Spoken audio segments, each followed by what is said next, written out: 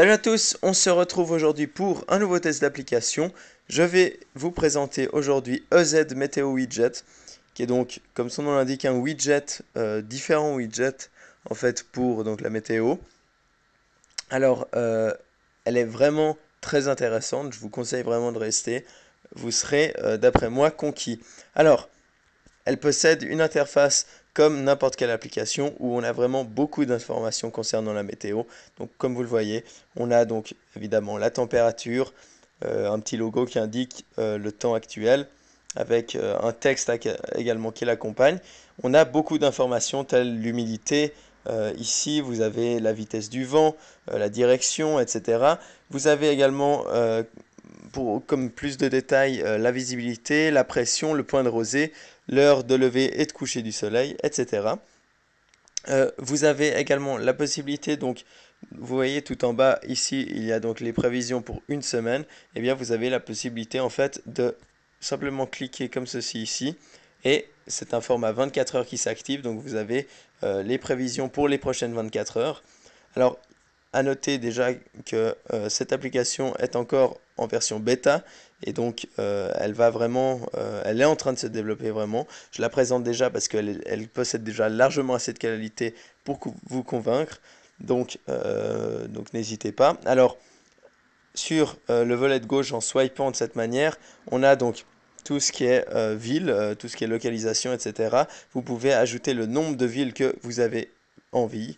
Dans les paramètres, il y a beaucoup de choses également très intéressantes. Vous avez la possibilité de régler tout ce qui est unité, donc vitesse du vent, température, la distance, les heures, etc. Ainsi que la date. Vous pouvez également activer une notification météo. Qu'est-ce que ça signifie? Vous allez simplement voir, comme vous le voyez, ici dans la barre de notification, une notification de météo, comme vous le voyez, avec différentes possibilités, donc l'intervalle d'actualisation, la localité, donc vous les activez, et vous avez beaucoup de thèmes disponibles. Donc là c'était dark, je vais juste vous montrer un peu qu'est-ce que ça change dès que je mets un autre thème. Vous avez transparent également. Et finalement, vous avez le minimal, qui est le thème d'origine. Alors, voilà. Finalement, il y a également la possibilité, donc sur les widgets, je vais vous montrer ça tout de suite.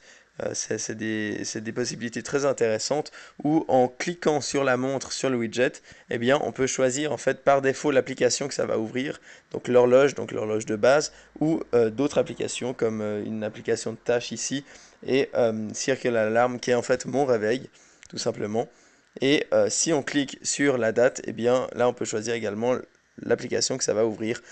Et sachez qu'avec le temps, il y aura beaucoup plus d'applications. Vous pouvez le demander également au développeur qu'il ajoute des applications pour que ça soit compatible et que vous pouviez régler ça dans les paramètres que je viens de vous montrer. Alors je vais vous montrer maintenant simplement les widgets qui sont le plus important, évidemment. Donc là, je vous ai montré tous les formats possibles. Il y a différents thèmes. Vous pouvez régler les thèmes en cliquant sur la localisation, comme ceci. Vous voyez ici, il y a 3 thèmes. Où là, donc là, on est uniquement sur des montres. Donc comme vous le voyez, il y a l'heure. Et il y a également 3 fois la possibilité de, avec les différents thèmes, d'activer en fait simplement la météo. Alors je vais vous en activer un. On va mettre ce thème là. Voilà.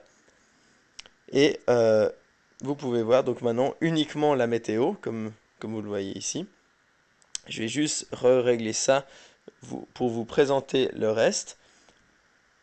Alors, vous avez la possibilité en cliquant donc sur l'heure, comme je l'ai mis dans les paramètres, ça active mon propre réveil, enfin ça ouvre l'application de réveil.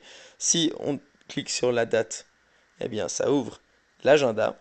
Si on clique sur la température, ça va ouvrir l'application simplement pour obtenir toutes les informations concernant la météo. Et finalement, en haut à droite, vous pouvez cliquer pour simplement actualiser le widget. Sachez que c'est fait automatiquement, mais vous pouvez l'actualiser tout de même à tout moment. Les autres widgets, eh bien c'est le même principe. Vous pouvez tout simplement cliquer dans les différentes zones que je vous ai présentées pour obtenir les mêmes informations. Simplement un petit exemple comme ceci. Voilà. Et c'est activé par défaut donc pour tous les widgets que vous ajoutez. Voilà, je crois que j'ai fait le tour. Je vous conseille vraiment de la tester. C'est vraiment une application très intéressante et qui, à chaque nouveauté, chaque nouvelle mise à jour, apporte de nouvelles fonctionnalités. Et donc je vous laisse découvrir tout ça. Comme d'habitude, vous avez le lien du Play Store pour trouver cette application dans la description de la vidéo. N'hésitez pas à partager cette vidéo évidemment et à laisser un petit like si ça vous a plu. Et voilà, je vous dis à très vite pour un nouveau test. Salut!